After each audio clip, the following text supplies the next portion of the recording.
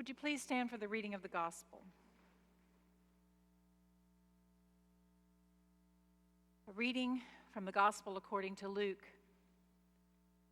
Some people were talking about the temple, how it was decorated with beautiful stones and ornaments dedicated to God. Jesus said, "As for the things you are admiring, the time is coming when not even one stone will be left upon another. All will be demolished."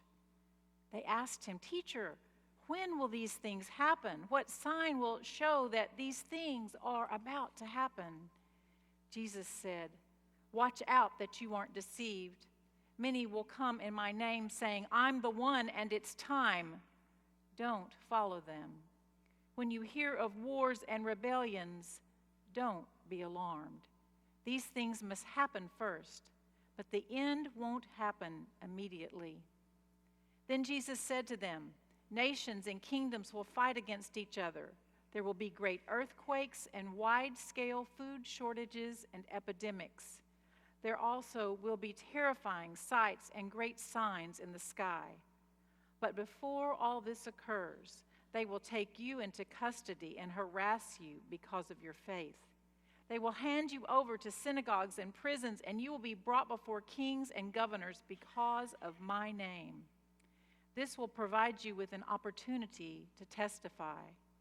Make up your minds not to prepare your defense in advance. I'll give you words and wisdom that none of your opponents will be able to counter or contradict. You will be betrayed by your parents, brothers and sisters, relatives, and friends. They will execute some of you. Everyone will hate you because of my name. Still, not a hair on your heads will be lost. By holding fast, you will gain your lives."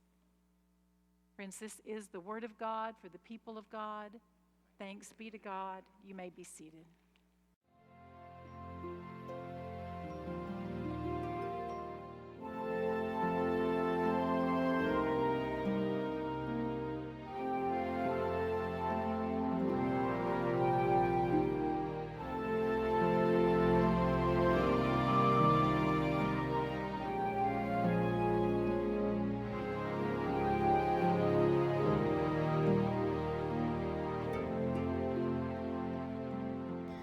Last year, on my second year of studying music, I found out about the Fellowship Singers program, and I found out that there was an opportunity to sing in the choir here. So I wound up doing that, and it's just been such a blessing for me to be able to do that. And I'd always sang in choirs, and I'd sang sacred text, and never really let it impact me until recently. The words impacted me, and I never would have gone to church on my own. I never would have been able to feel something if I hadn't been involved. And so this was the perfect way for me to get to develop a relationship with the Lord, is through music, because I was suddenly a part of worship, and I was suddenly leading, and that's the only way that it could have ever touched me. Anyway, throughout that whole time, I was having a lot of issues personally, marital issues, and just what was the worst time of my life was actually one of the best years of my life, because I've been here and I've been able to grow in this community, growth by seeing leadership of faith of everyone that's here, and it's just been really, really good. And the best thing that came out of my relationship, I got separated in December and then got divorced recently. But the best thing that came out of that was that then I was able to love someone else, and accept that love from someone else, and then I was able to finally accept the love from God. And that was just something really important for me to go through, I guess, so that I could learn to grow. And I'm just grateful to be in this community here and being able to grow. I got baptized, I joined the church, and I just want for everyone to know that no matter what, the work that you're doing in ministries matters, and no matter how small, it can have an impact and completely change someone's life.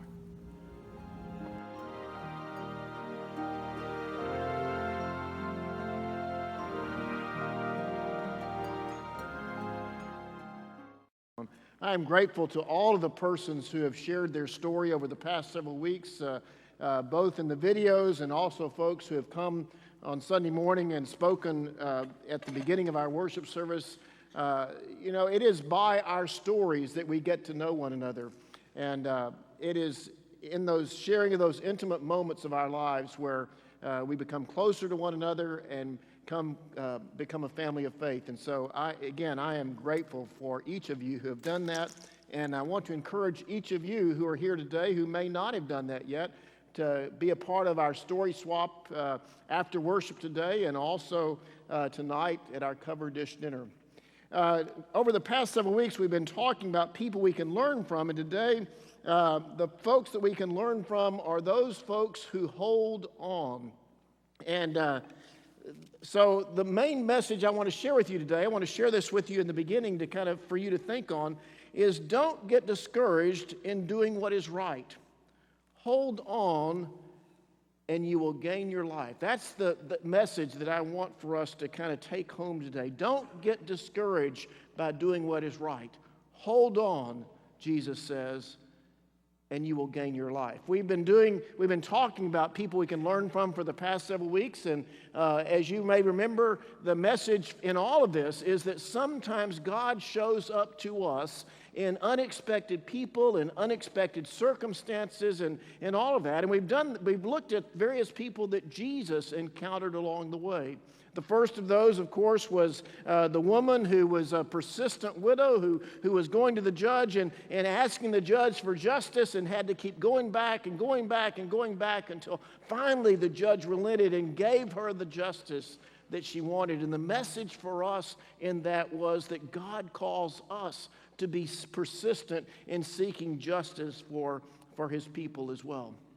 And then the week after that, we introduced ourselves, or Jesus introduced us to the Pharisee and the tax collector, and we read the story of the Pharisee who's over there praying and looking across the sanctuary and looking across the synagogue to see the tax collector, and says in his prayer to God, "Oh Lord, I am so glad I'm not like that tax collector." And the reminder to us was, we need to be more honest with ourselves and with God about who we really are. Because in our honesty, we have a deeper relationship with God. And then we met again Zacchaeus, and you may remember the story of Zacchaeus, how Zacchaeus climbed up in the tree to see Jesus coming down the road in Jericho, and how Jesus invited Zacchaeus down from the tree. And not only did Jesus invite Zacchaeus down from the tree, but Jesus invited himself into Zacchaeus' home. And Zacchaeus' life was incredibly changed because of the way that Jesus connected with him on that particular day. Jesus invites himself into our lives and into our hearts, and our lives are changed in that as well.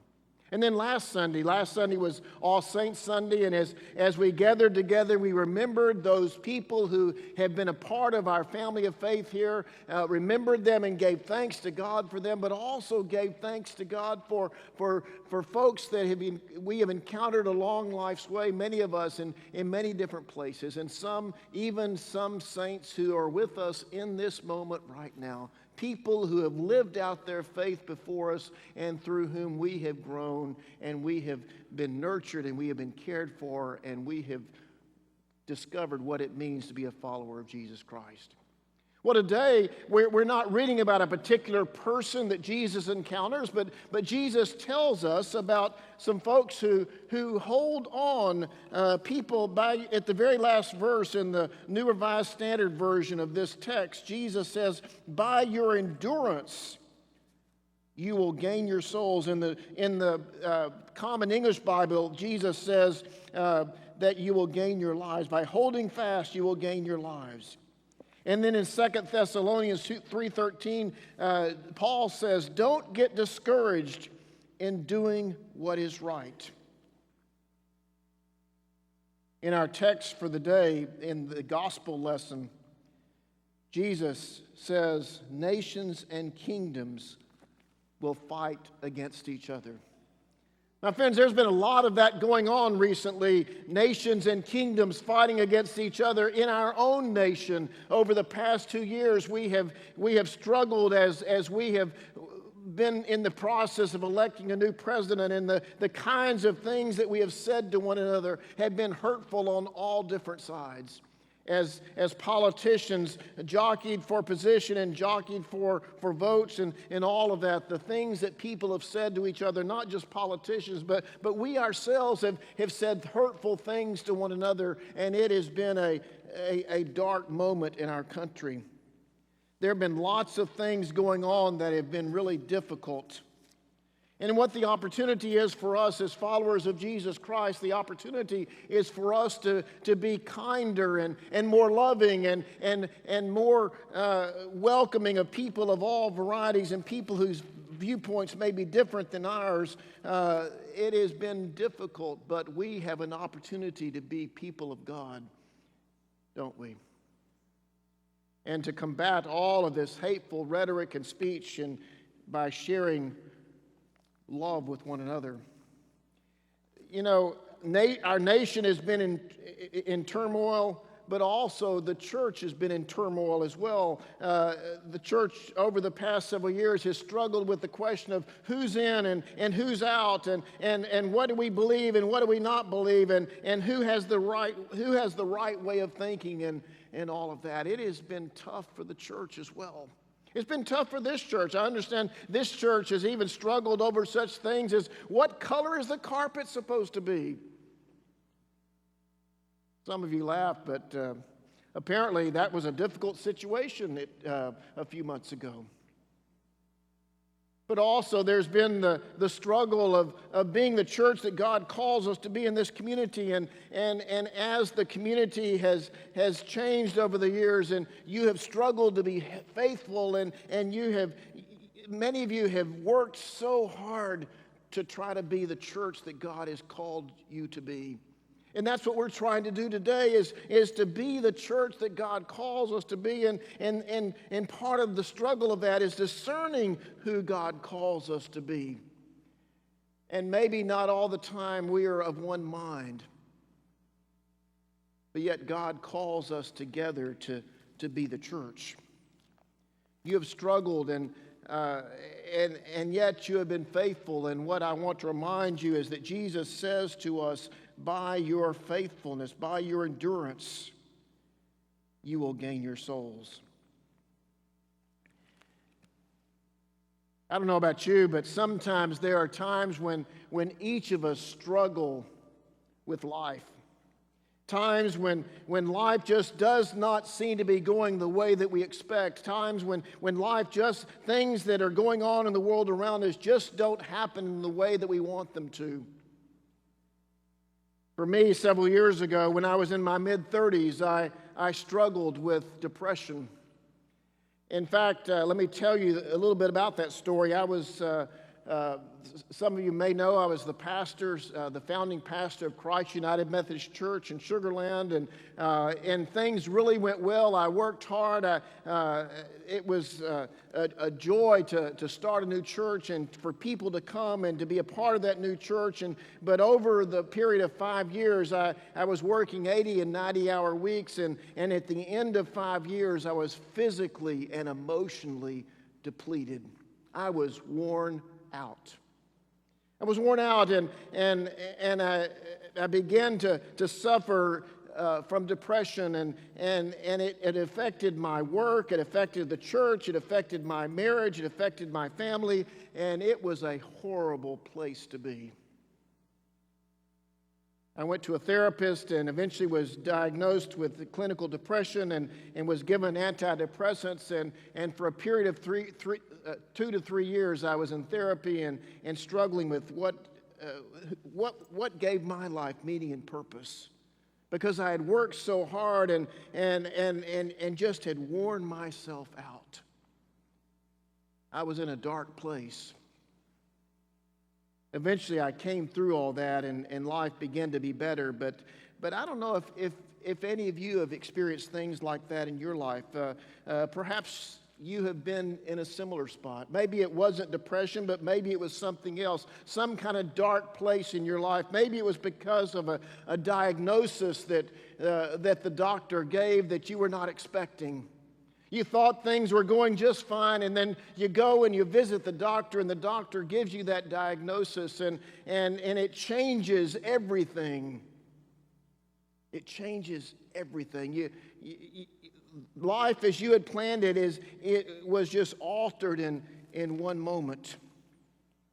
Or perhaps maybe it's a relationship issue. Maybe it's a relationship issue that you suffered or that you struggled with a while back, and with a loved one, things just were not going the way that you wanted them to go. Things were difficult in that relationship, and you didn't know whether it was going to last, and so you struggled with that, and it put you in a dark place. Or maybe you're one of the many folks this week who have been bummed out by what's going on in our nation or the world, and things are, you see people that are just hateful toward each other and saying hurtful things to one another that just make it difficult to turn on the news in the evening.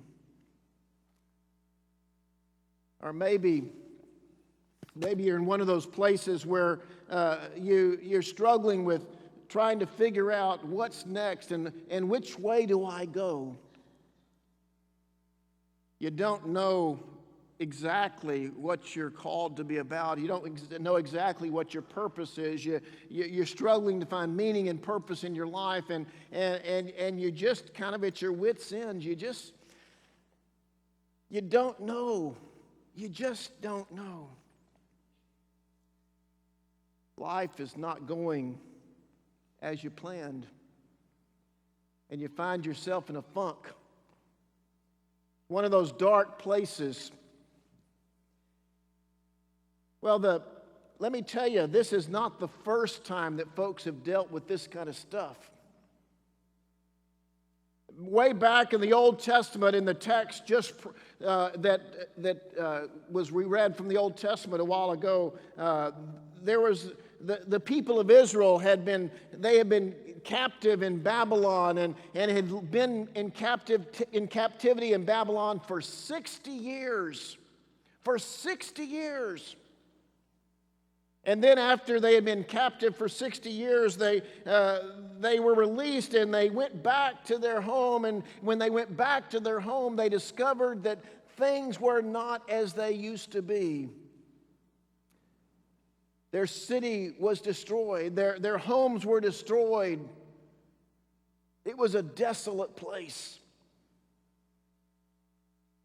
And the prophet Isaiah speaks to the people these words of hope on God's behalf. The prophet Isaiah says, "For I am about to create new heavens and a new earth.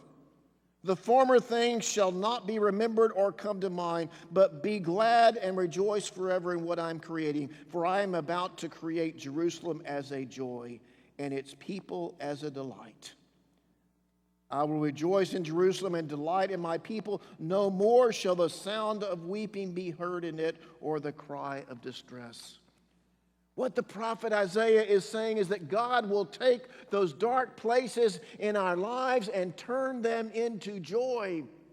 Not just for us as a community of faith, but also for us as individuals. God will take those dark places in our lives and turn them into joy.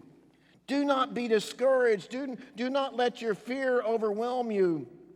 The Lord promised healing, and even though there was brokenness all around, what Isaiah was saying to the people of Israel is there will be a new day. Life will get better. You know, there is brokenness all across our world today, and we have wars and splits and brokenness and all kinds of things. We have countries that are not getting along. We have peoples that are not getting along. There are countries like North and South Korea that have harbored hatred for years, and the people of Palestine and Israel and the people of Africa and Latin America, people all over the world are not getting along with each other. Even our own country, we have Christians and Muslims that cannot talk to one another. We have Jews and Christians that cannot talk to one another. We have liberal and conservative Christians that cannot talk to one another. We have all kinds of folks in all kinds of places that somehow cannot see eye to eye and cannot see how God has called all of them as children of God. Even Republicans and Democrats who cannot see how to be together. But in the midst of all of that brokenness, God says, I am creating a new heaven and a new earth. And I will bring joy to my people. I will bring joy to my people. So what does Jesus say to all this? Jesus says, by your endurance, you will gain your souls. Jesus acknowledges that the world is at odds with one another. Nations are against nations. Our nation, just this past week in this election that is contested by many people, we have people who are against one another. But Jesus says, in the midst of all of that, hold on, you will gain your souls. Jesus turns the world upside down. Essentially, what Jesus is saying to us is tie a knot and hang on. Tie a knot and hang on. By your endurance, you will gain your souls. Do not be weary in doing what is right, Paul says in 2 Thessalonians. So how does that play out in everyday life? Well, let me go back to the story of my own life in my mid-30s. As I said, I was diagnosed with depression, and for several years I was in a really, really bad funk. But what I did during that time is the only thing I could do, even though I could not see the light that God had placed before me because I was in such a dark place. I did the only thing that I knew how to do, which was to put one foot in front of the other and to keep on walking. To keep on walking and doing the things that I was called to do. And somehow along the way, I made it through to the other side. I say somehow because in the moment I did not realize what it was that got me to that place. But now as I look back, I realize that God was carrying me along the way. And the light that I couldn't see at the end of the tunnel was a light that became much, much brighter as God carried me along the way. And essentially that's what the prophet Isaiah is saying to us. There will be a new day and a new Jerusalem, and I will make you a new people. And God will allow us to see it through. So do not be weary in doing what is right. Keep walking. Keep going through the motions. I need to also say that when I left Christ Church Sugar Land and I became the pastor of Deer Park United Methodist Church, and one of the things that I need to say about the people of Deer Park at that time in my life is that there was particularly a small group of people in that church that surrounded me with a community of love and forgiveness and compassion and hope. And I want to say that's who we are called to be as the people of God, as the Church of Jesus Christ, as we find people who are in those places, those dark places. We are called to be God's light and God's hope and God's compassion and God's mercy and God's forgiveness. God calls us to surround people who may need our presence with God's grace. My friends, if you find yourself in one of those dark places, I want to give you the good news today. The good news that God is going to be with you. And then I also want to encourage you, and I want to encourage you in your Grow, Pray, and Study Guide in the assignment for the week. I've given a little statement that I want you to remember. Because sometimes when we find ourselves in those dark places, it is difficult to keep putting one foot in front of the other. So this is if you find yourself in a dark place today, I want you to read these words as a word of hope. Do not be dismayed. Don't give up. When you face tough times, dig into prayer and study. Do good. Be generous. Immerse yourself in community. Show up for worship and dine at the Lord's table. Don't be weary. Do what is right. And remember, by your endurance, you will gain your soul. By your endurance, you will gain your soul. Now, if that's not where you are, perhaps God is calling you today to stand beside someone who has found themselves in one of those tough places. Maybe God is calling you to walk alongside of someone who finds themselves in one of those dark places. You know, when we find ourselves in those dark places, the only way that we're going to get out of it is by putting one foot in front of another and trusting and knowing that God walks with us along the way. Sometimes God is represented in the people of our community of faith that surround us with grace and mercy and love. So if you find yourself in one of those dark places, hold fast. Don't be discouraged. Keep putting one foot in front of the other. Keep walking. But if you're not in one of those places, I pray that you will walk alongside someone who might be. God can use our gifts shared with one another. Amen.